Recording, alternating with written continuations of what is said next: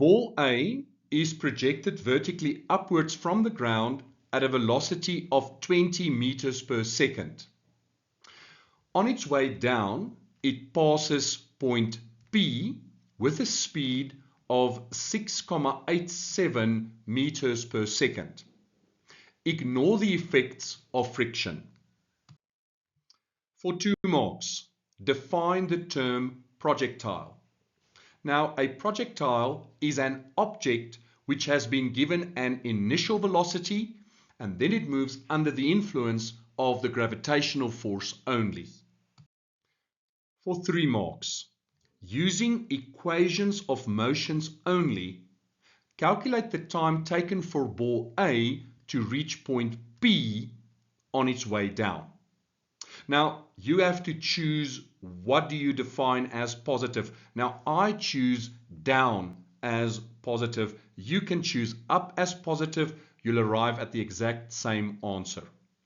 Now, I've chosen down as positive, so the initial velocity is upwards, so that will be negative 20 meters per second.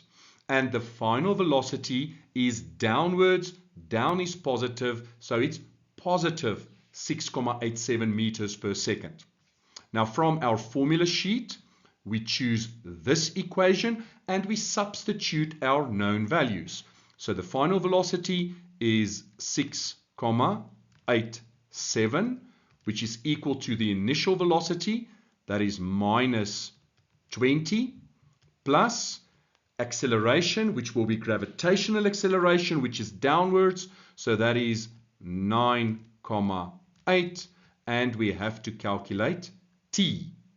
So if we rearrange, we get 26,87 is equal to 9,8 times t, and therefore t equals 26,87 divided by 9,8, which gives us 2,74 seconds.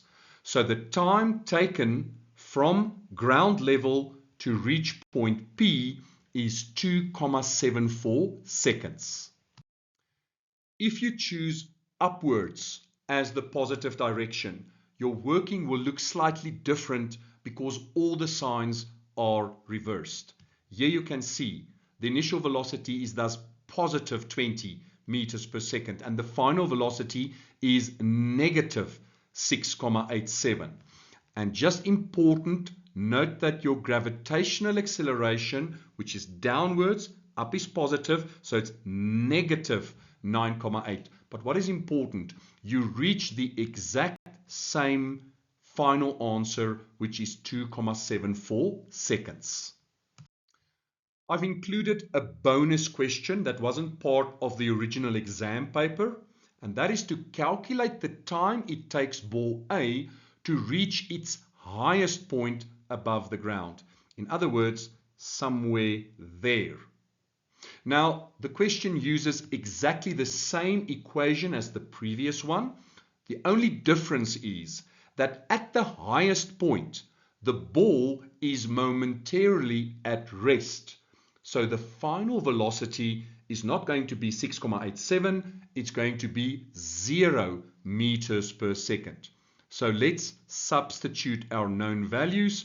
Final velocity is 0 at its maximum height. The initial velocity is minus 20. Note that again, I'm back to down being positive, plus downward gravitational acceleration, that's 9,8 times t. So if I rearrange this, 20 equals 9,8 times t. So t is equal to 20 divided by 9,8, and that gives us 2,04 seconds.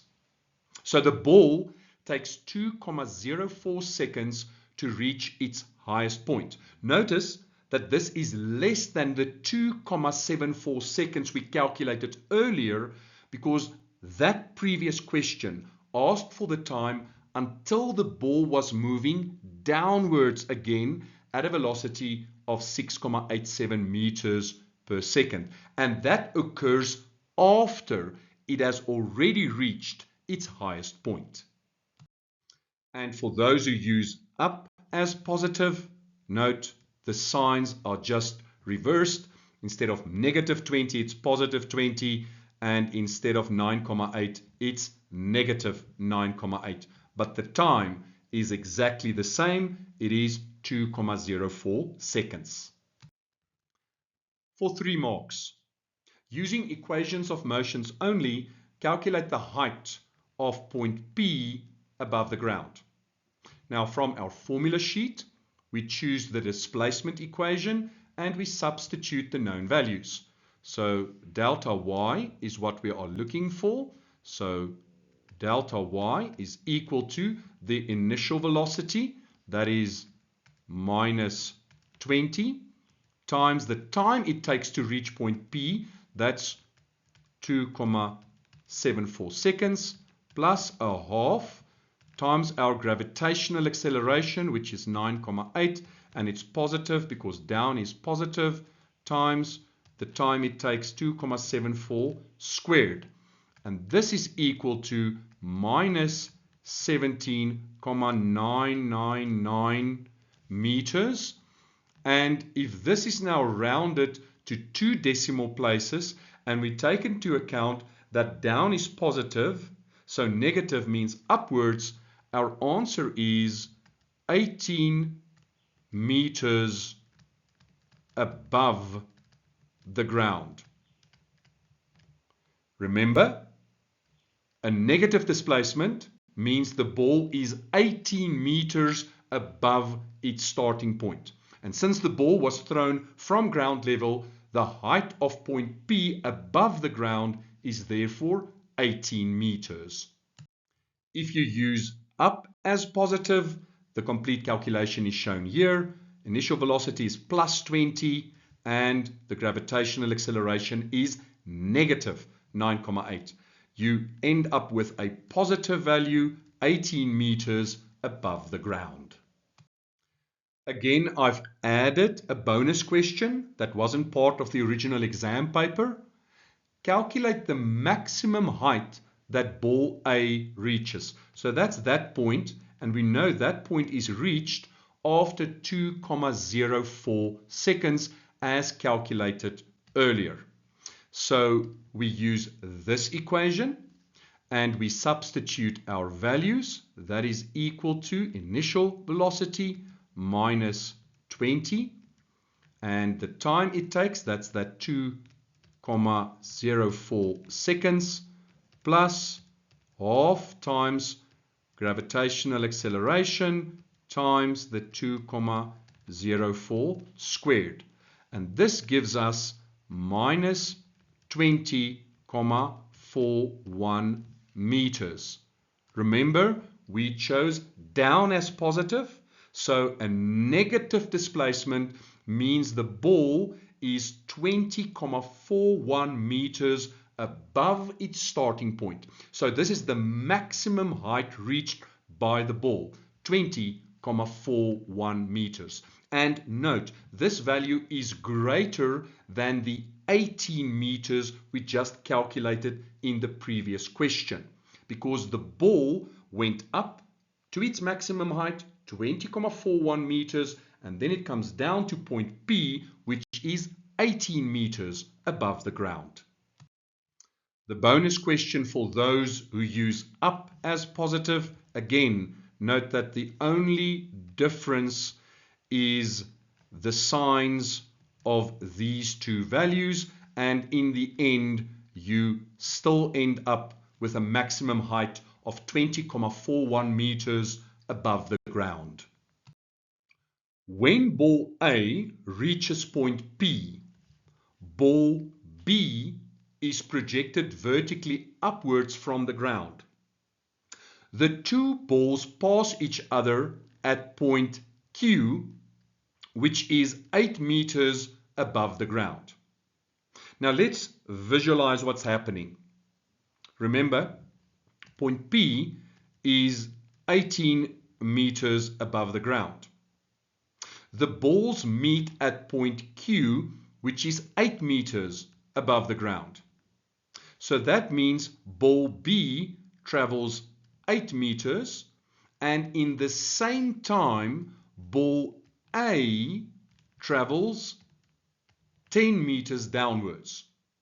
So in the same time, ball A drops 10 meters, and in the same time, ball B is thrown vertically upwards 8 meters. For 5 marks, calculate the speed at which ball B was projected. Now, I'm going to show you 2 different ways to calculate the speed. One is shorter, but a bit more difficult. The other one is easier, but it takes longer. So the more difficult one, which might be faster or slower depending on which calculator you have, we start with this equation. And what we then say is, we assume that this is the initial velocity for what we are focusing on. And we also know that the displacement from point P to point Q is 10 meters. So let's substitute our values. The displacement is 10, it's positive 10 because down is positive, equals our initial velocity, that is 6,87 for this scenario. We don't know how long that takes, plus half times 9,8, and we square our time. Now, if we rearrange our values, we then find 4,9 t squared plus 6,87 t minus 10 equal to 0. Now, here comes the factorizing step. And if you have a nice calculator that can do it, it will save you a lot of time.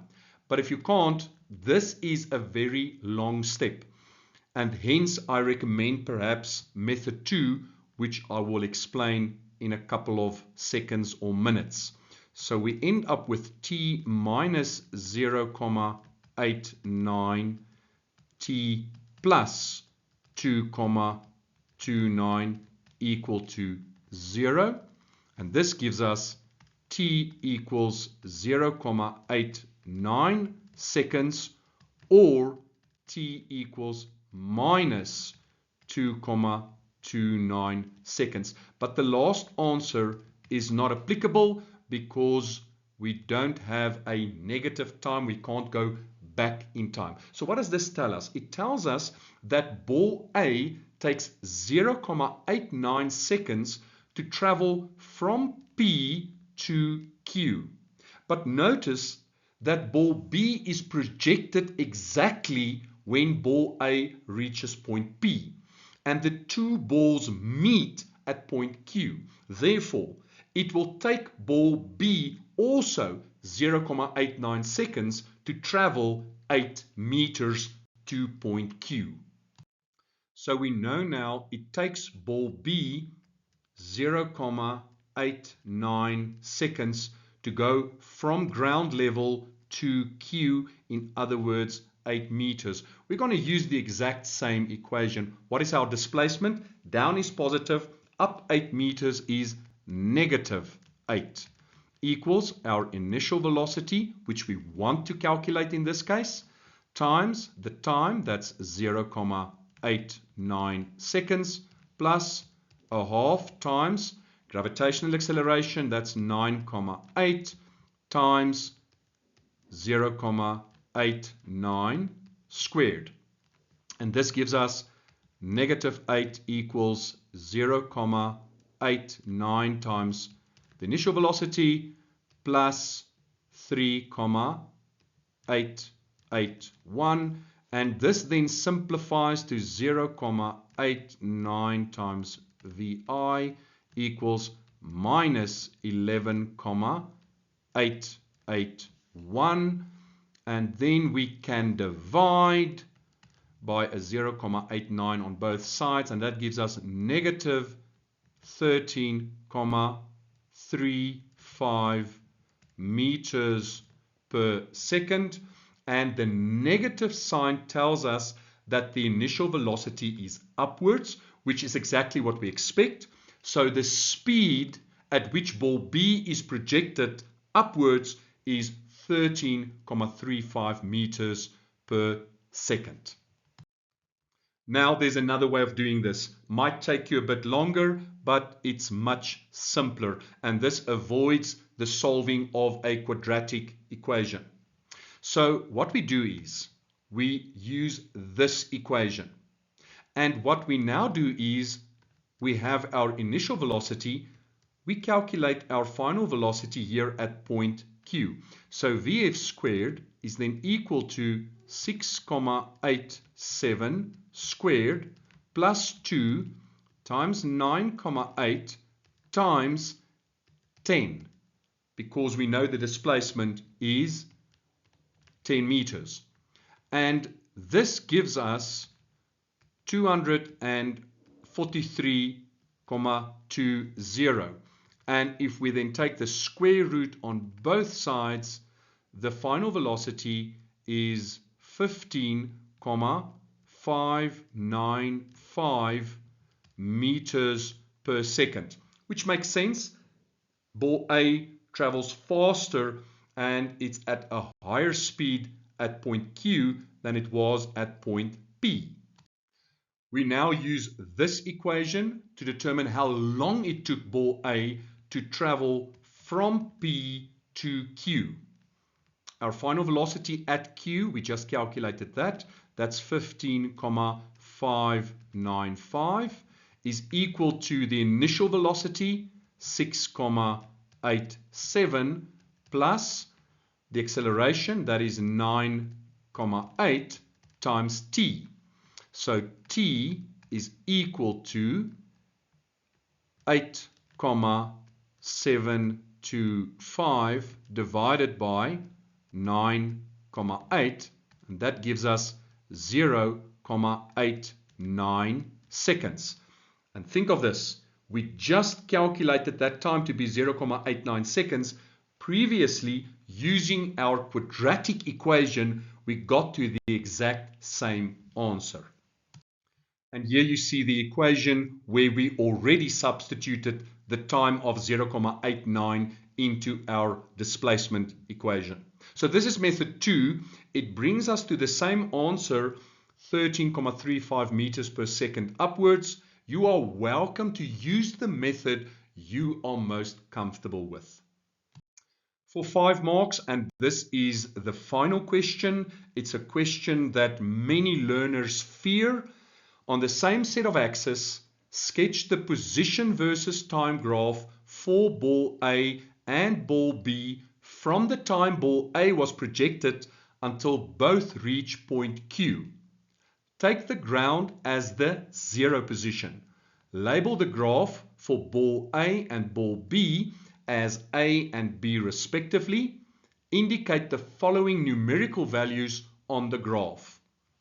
Time taken for ball A to reach point P on its way down, the height of point P, and the height of point Q.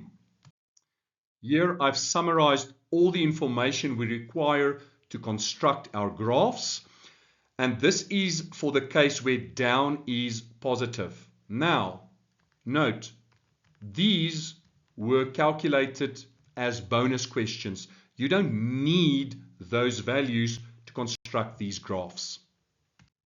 And here you see your graph.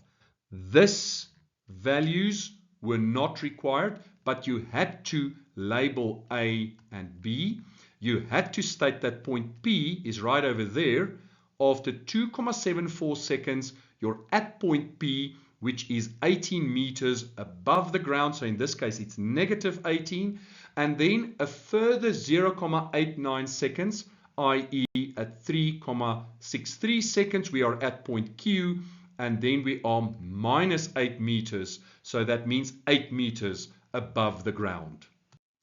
For those who use up as positive, Again, these values we calculated as bonus values. The rest is important for the construction of our graphs. Here you see graph A and graph B. Those values were not required, so you could have just made that a fictional point. Point P should have been indicated. It corresponds to 18 meters above the ground after 2,74 seconds.